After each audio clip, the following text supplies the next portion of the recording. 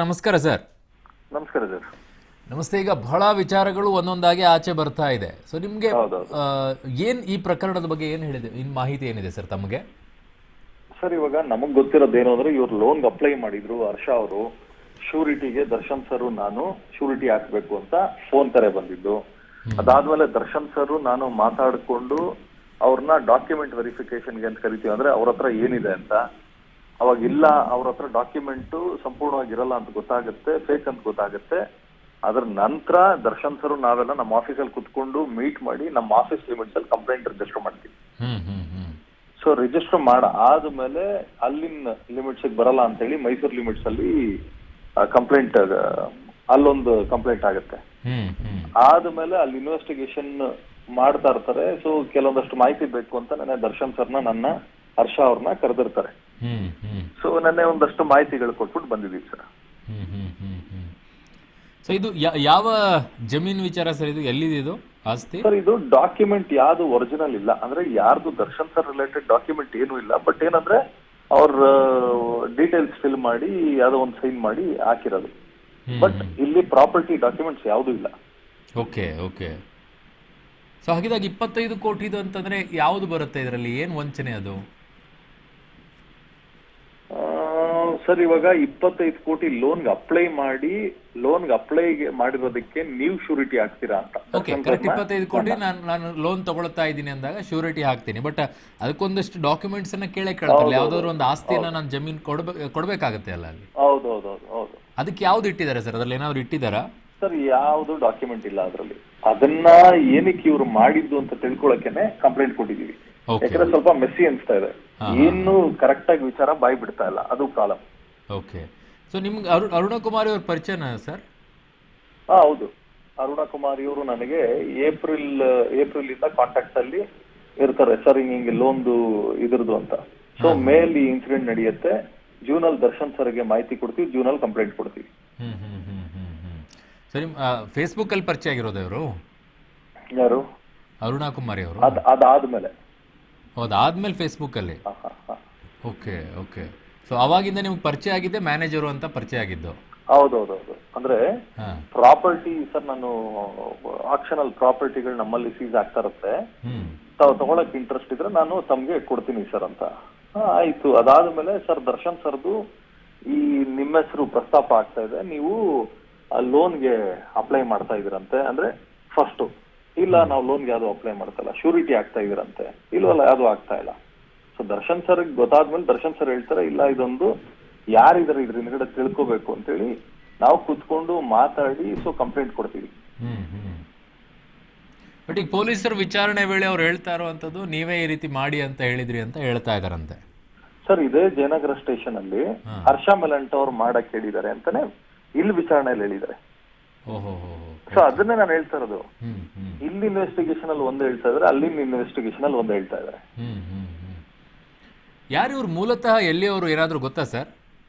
Sir, ಮೂಲತಃ ನಾವು ತಿಳ್ಕೊಂಡಿದ ಪ್ರಕಾರ ಚನ್ನಪಟ್ಟಣದವರು ಅಂತ ಗೊತ್ತಾಯ್ತು. ಯಾರು? ಅರುಣಕುಮಾರಿ ಅಂತ ಹೇಳಿ? ಹೌದೌದು. Okay okay. ಅವ್ರಿಗೇನು ಫ್ಯಾಮಿಲಿ ಇದೆಯಾ ಇಲ್ವಂತ? ಯಾಕಂದ್ರೆ ನೀವಂತೂ ಇನ್ವೆಸ್ಟಿಗೇಷನ್ ಮಾಡಿರ್ತೀರ, ಈಗ ಒಂದಿಷ್ಟು ಮಾಹಿತಿ ಆದ್ರೂ ಸಿಕ್ಕಿರುತ್ತೆ. ಅವ್ರ ಫ್ಯಾಮಿಲಿ ಎಲ್ಲ ಇಲ್ಲೇ ಇದೆಯಾ ಸರ್? ಬೇಸ್ಡ್ ಬೆಂಗಳೂರಲ್ಲೇ? ಸರ್, ಬೆಂಗಳೂರು ಅಂದ್ರೆ ಅವ್ರ ತಂದೆ ಬೆಂಗಳೂರಲ್ಲೇ ಇದಾರೆ ಅಂತ ಗೊತ್ತಾಯ್ತು. ನಮ್ ಜಯನಗರ ಸ್ಟೇಷನ್ ಅಲ್ಲಿ ಮಾಹಿತಿ ಕೊಟ್ಟಿದ ಪ್ರಕಾರ ಒಬ್ಬ ಮಗ ಇದ್ದಾನೆ. ಓಕೆ. ಈಕೆ ಗಂಡ ದೂರ ಆಗಿದ್ದಾರೆ ಅಂತ. ಡೈವರ್ಸಿ ಅಂತನಾ? ಹೌದೌದು. ಏನ್ ವರ್ಕ್ ಇವ್ರದ್ದು ಅಂತ? ಸರ್, ಬ್ಯಾಂಕ್ ಅಲ್ಲಿ ಎಂಪ್ಲಾಯಿ ಅಂತ ಹೇಳಿದ್ದು. ಬಟ್ ಅದಾದ್ಮೇಲೆ ಗೊತ್ತಾಗಿದ್ದೇನಂದ್ರೆ ಬ್ಯಾಂಕ್ ಅಲ್ಲಿ ಎಂಪ್ಲಾಯಿ ಅಲ್ಲ. ಓಕೆ. ಸೊ ಮತ್ತೆ ಏನ್ ವರ್ಕ್? ಇದೇ ರೀತಿನ ವಂಚನೆ ಮಾಡೋದು? ಗೊತ್ತಿಲ್ಲ ಸರ್, ಅದಕ್ಕೇನೆ ಅದನ್ನ ತಿಳ್ಕೊಳಕ್ಕೆ ಅಂತಾನೆ ಕಂಪ್ಲೇಂಟ್ ಕೊಟ್ಟಿದೀವಿ. ಹೋದ್ ತಿಂಗಳೇ ಜಯನಗರ ಸ್ಟೇಷನ್ ಅಲ್ಲಿ ಕಂಪ್ಲೇಂಟ್ ಕೊಟ್ಟಿದ್ದೀನಿ. ಸೊ ನಡೀತಾ ಇದೆ ಇನ್ವೆಸ್ಟಿಗೇಷನ್. ಸಾಮಾನ್ಯವಾಗಿ ಈ ರೀತಿಯಾಗಿ ಯಾರು ಕೂಡ ನೇರವಾಗಿ ನಾನು ಮ್ಯಾನೇಜರ್ ಅಂತ ಹೇಳಿ ಅಪ್ರೋಚ್ ಆಗೋದು ಸಾಮಾನ್ಯವಾಗಿ ಏನಾಗಿರುತ್ತೆ ಅಂತಂದ್ರೆ, ಯಾರೋ ಒಬ್ರು ಮಿಡಲ್ ಕ್ಲಾಸ್ ಇಂಥವ್ರನ್ನೆಲ್ಲ ಟಾರ್ಗೆಟ್ ಮಾಡ್ಕೊಳ್ಳೋದು ಸುಲಭ, ಬೇಗ ಟಾರ್ಗೆಟ್ ಆಗ್ಬಿಡ್ತಾರೆ ಅಂತ ಹೇಳಿ. ಬಟ್ ನೀವು ಹೇಗೆ ಅದರಲ್ಲಿ ಟ್ರ್ಯಾಪ್ ಅಲ್ಲಿ ಸಿಕ್ಕಾಕೊಂಡ್ರಿ ಅಂತ?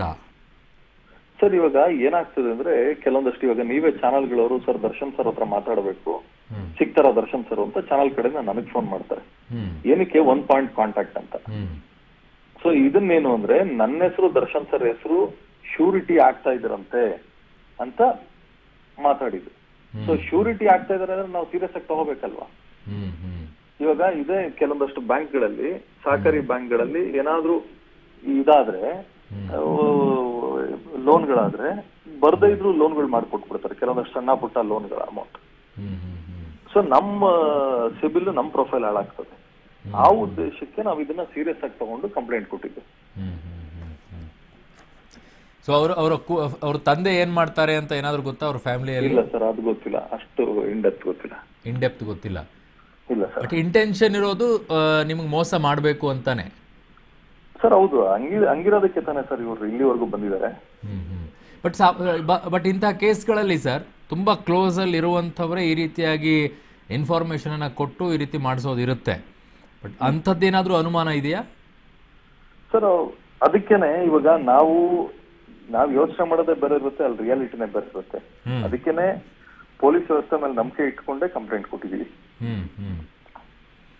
ಬಟ್ ನೀವು ಒಂದು ಕಡೆಗೆ ಹರ್ಷ ಅವರು ಕಂಪ್ಲೇಂಟ್ ಅನ್ನ ಕೊಡ್ತಾರೆ, ಬಟ್ ದರ್ಶನ್ ಅವರು ಇನ್ನೂ ಕಂಪ್ಲೇಂಟ್ ಕೊಟ್ಟಿಲ್ವಲ್ಲ ಸರ್? ಇವಾಗ ದರ್ಶನ್ ಸರ್ ಹೇಳಿದಕ್ಕೆ ನಾನಾಗ್ಲಿ ಹರ್ಷ ಅವರಾಗ್ಲಿ ಕಂಪ್ಲೇಂಟ್ ಕೊಟ್ಟಿದ್ವಿ. ಸೊ ದರ್ಶನ್ ಸರ್ ಬಂದಿದ್ದೇನಕ್ಕೆ, ಅವ್ರ ವಿಚಾರ ಬಂದಿರೋದಕ್ಕೆ. ಸೊ ನಾವಲ್ಲಿ ಕ್ಲಿಯರ್ ಆಗಿ ಕಂಪ್ಲೇಂಟ್ ಅಲ್ಲಿ ನೋಟ್ ಮಾಡಿದೀವಿ, ನಾನಾಗ್ಲಿ ಹರ್ಷ ಅವರಾಗ್ಲಿ. ದರ್ಶನ್ ಸರ್ ಅವ್ರದ್ದು ಇದು. ಸೊ ಈಗ ಅದರಲ್ಲಿ ಅವ್ರು ಹೇಳುವಂಥದ್ದೇ ದರ್ಶನ್ ಅವರ ಜಾಗದಲ್ಲಿ ಕೊಟ್ಟು ಲೋನ್ನ ಕೊಡ್ತಾ ಇರೋದು. ಅವರು ಬೇರೆಯವ್ರು ಹರ್ಷ ಅವ್ರ ಪ್ರಾಪರ್ಟಿ ಮೇಲೆ ಲೋನ್ ತಗೋತಾ ಇರೋದು, ದರ್ಶನ್ ಸರ್ ಉಮಾಪತಿ ಅವರು ಶ್ಯೂರಿಟಿ ಆಗ್ತಾ ಇದಾರೆ.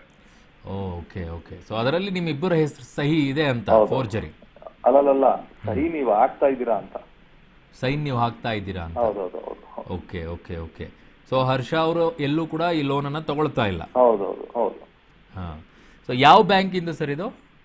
ಕೆನರಾ ಬ್ಯಾಂಕ್ ಅಂತ ನಮ್ಗೆ ಹೇಳಿದ್ದು. ಅವ್ರು ಹೇಳಿದ್ ಕೆನರಾ ಬ್ಯಾಂಕ್. ಬಟ್ ಡಾಕ್ಯುಮೆಂಟ್ಸ್ ಎಲ್ಲ ಕೆನರಾ ಬ್ಯಾಂಕ್ ಅದೇ ಇದೆಯಾ? ಇಲ್ಲ ಸರ್, ಯಾವ್ದಾವ್ದೋ ಡಾಕ್ಯುಮೆಂಟ್ ಇದೆ, ಅದು ಆದ್ಮೇಲೆ ತಾನೇ ನಮ್ಗೆ ಸ್ವಲ್ಪ ಫಿಶಿ ಅನ್ಸಿದ್ಮೇಲೆ ನಾವು ಕಂಪ್ಲೇಂಟ್ ಕೊಟ್ಟಿದ್ವಿ. ಓಕೆ. ಹೇಗೆ ಇದು ನಿಮ್ಗೆ ಗೊತ್ತಾಗಿದೆ ಈ ಕೇಸ್ ಈ ರೀತಿಯಾಗಿ ಆಗ್ತಾ ಇದೆ ಅಂತ ಹೇಳಿ ಗಮನಕ್ಕೆ ಬಂದಿದೆ ಹೇಗೆ ಸರ್? ಗಮನಕ್ಕೆ ಬಂದಿದ್ದು ಅದೇ ಶ್ಯೂರಿಟಿ ಆಗ್ತಾ ಇದೀರಾ ಅಂತ ಕೇಳಿದಾಗ್ಲೇನೆ ಗಮನಕ್ಕೆ ಬಂದಿದ್ದು, ಈ ತರ ಹಿಂಗೆ ಲೋನ್ ಪ್ರೋಸೆಸ್ ಏನೋ ನಡೀತಾ ಇದೆ. ಬ್ಯಾಂಕ್ ಇಂದ ಫೋನ್ ಬಂತಾ? ಬ್ಯಾಂಕ್ ಇಂದ ಅಲ್ಲ, ಈಕೆ ಅರುಣಾ ಕುಮಾರಿ ಫೋನ್ ಮಾಡಿದ್ದು. Okay okay. ಬಟ್ ತುಂಬಾ ಕನ್ಫ್ಯೂಷನ್ ಕೇಸ್ ಇದೆ ಅಂದಂಗೆ ಇದೆ ಅಲ್ಲ? ಹೌದೌದು ಹೌದು ಹೌದು. ಸೊ ಅವರೇ ಮ್ಯಾನೇಜರ್ ಅಂತ ಹೇಳ್ಕೊಳ್ತಾರೆ, ನಿಮ್ಮ ಶ್ಯೂರಿಟಿ ಕೇಳ್ತಾರೆ, ಬಟ್ ಸೈನು ಕೂಡ ಮಾಡ್ಕೊಳ್ತಾರೆ ಅನ್ನೋದಾದ್ರೆ, ಬಟ್ ನಿಮ್ಮ ನೆಪಕ್ಕೆ ಮಾತ್ರ ನಿಮ್ಮನ್ನ ಕೇಳೋದಷ್ಟೇ ಶ್ಯೂರಿಟಿ ತಗೊಳ್ತಾ ಇದ್ದೀರಾ ಅಂತ. ಅಲ್ಲ, ವಂಚನೆ ಮಾಡೋದಾದ್ರೆ ನಿಮಗೆ ಫೋನ್ ಮಾಡಿ ಯಾಕೆ ಕೇಳ್ತಾರೆ ಶ್ಯೂರಿಟಿನ ಅಂತ? ವಂಚನೆ ಮಾಡೋದಾದ್ರೆ ಡಾಕ್ಯುಮೆಂಟ್ ಫರ್ಮಾಗ್ ಎಲ್ಲ ಇವ್ರು ತಗೋಬೇಕಾಗಿತ್ತು. ಬಟ್ ಇದು ವಂಚನೆ ಮಾಡಿರೋದು, ಯಾಕಂದ್ರೆ ಫರ್ಮಾಗ್ ತಗೊಂಡಿದಾರೋ ಇಲ್ವೋ. ಇವ್ರ ಇಂಟೆನ್ಷನ್ ಅಂತೂ ರಾಂಗ್ ಇದೆ. ಅಲ್ಲ, ನನ್ನ ಪ್ರಶ್ನೆ ಇರೋದು ಅದಲ್ಲ ಸರ್. ವಂಚನೆ ಮಾಡಬೇಕು ಅನ್ನೋದಾಗಿದ್ರೆ, ಫೋರ್ಜರಿಯಾಗಿ ಮಾಡಲೇಬೇಕು ಅನ್ನೋದಾದ್ರೆ ನಿಮಗೆ ಫೋನ್ ಮಾಡಿ ಅವ್ರು ಕೇಳುವಂಥದ್ದು ಏನಿರುತ್ತೆ? ಕೇಳಲ್ಲ ಅಲ್ವಾ? ಫೋರ್ಜರಿ ಮಾಡೋದಾದ್ರೆ ಮಾಡಿಬಿಡ್ತಾರೆ. ಅದನ್ನೇ ನಮ್ಗೆ ಅರ್ಥ ಆಗ್ತಾ ಇಲ್ಲ. ಅದನ್ನ ತಿಳ್ಕೊಳಕ್ಕೆ ಅಂತಾನೆ ಕಂಪ್ಲೇಂಟ್ ಕೊಟ್ಟಿದ್ದೀವಿ. ಜಯನಗರ್ ಸ್ಟೇಷನ್ ಅಲ್ಲಿ ಅವ್ರು ಹೇಳಿಕೆ ಕೊಟ್ಟಿರೋದು ಹರ್ಷ ಮೆಲಂಟ ಅವರು ಅಪ್ಲೈ ಮಾಡಿದ್ರು ಅಂತ. ಸೊ ಬಟ್ ಈ ರೀತಿ ಆದಂತ ಏನಾದ್ರೂ ಪ್ರಕರಣಗಳು ಇದೆಯಾ ಇವ್ರ ಮೇಲೆ ಸರ್? ನಿಮಗೆ ಪೊಲೀಸರು ನೀವು ಕಂಪ್ಲೇಂಟ್ ಕೊಟ್ಟಾಗ ಏನಾದ್ರು ಅಂದಿದ್ದಾರಾ? ಈ ತರದ್ದು ಯಾವ್ದು ಗೊತ್ತಿಲ್ಲ, ಇದೆಯೋ ಏನೋ, ಈ ತರದ್ದು ಯಾವ್ದು ಗೊತ್ತಾಗಿಲ್ಲ.